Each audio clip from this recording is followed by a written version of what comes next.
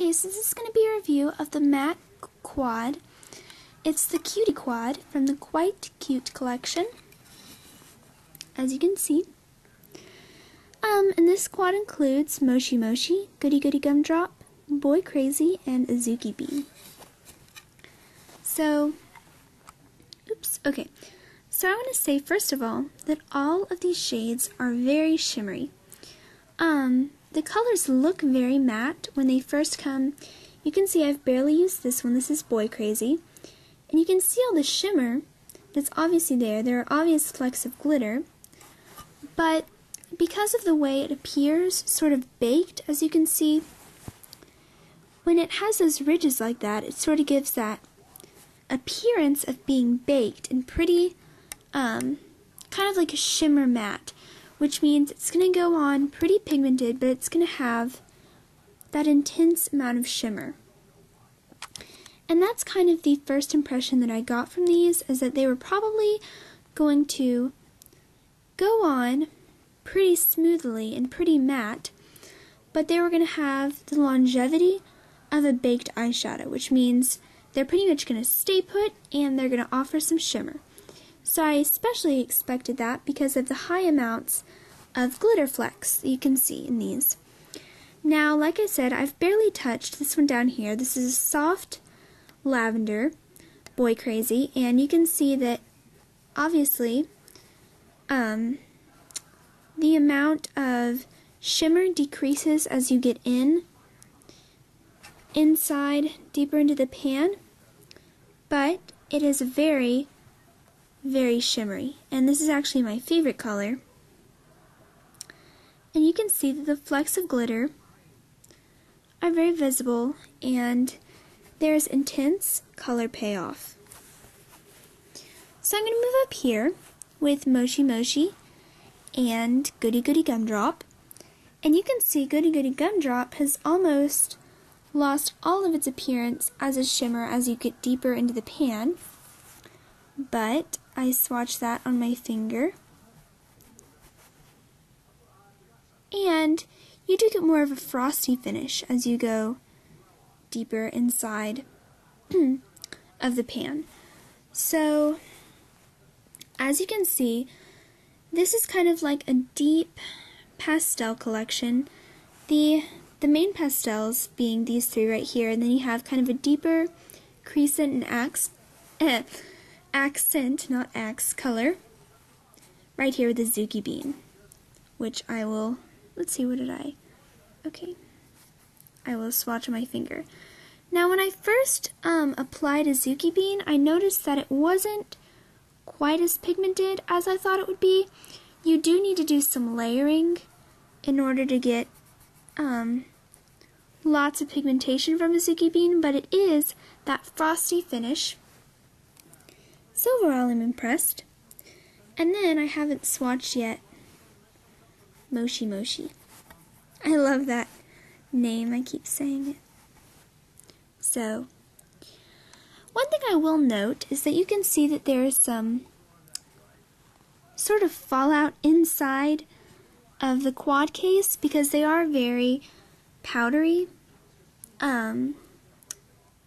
Yeah, they are very powdery.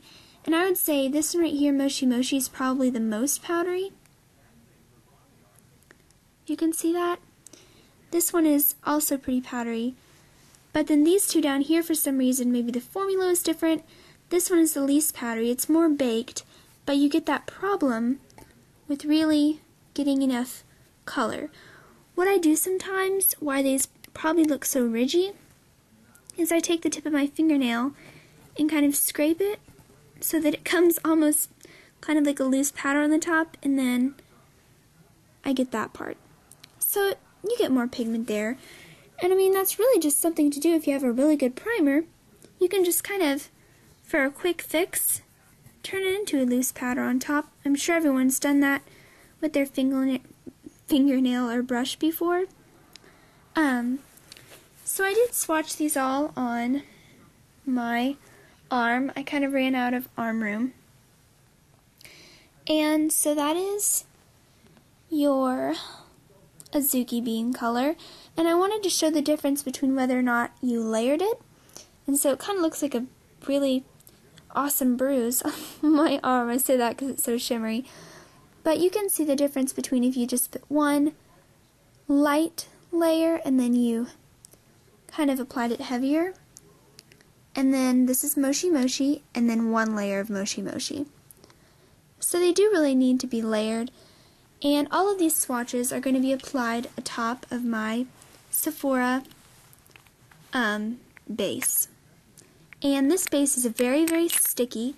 Just kind of a mini review really fast. It's very, very sticky and it's nude color. It blends out onto your skin without any hint of it being there. It contains no shimmer, so it's not like Urban Decay, Primer Potion, and Eden. It's nothing like that. It blends out into your skin, but it's very sticky, so it's good for shimmery shades. And then this is Boy Crazy in one layer, and then lots of layers.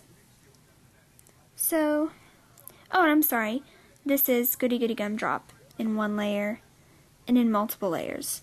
So, quick overview. Azuki Bean, that deep, deep lavender. Moshi Moshi, which is a minty color, very shimmery.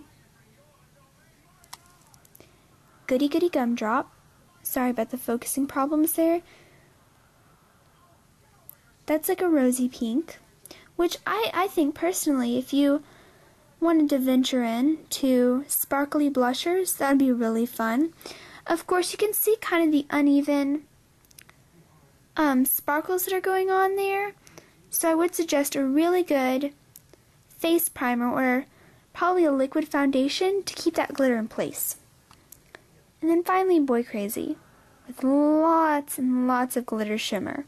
I'm a big fan of this color.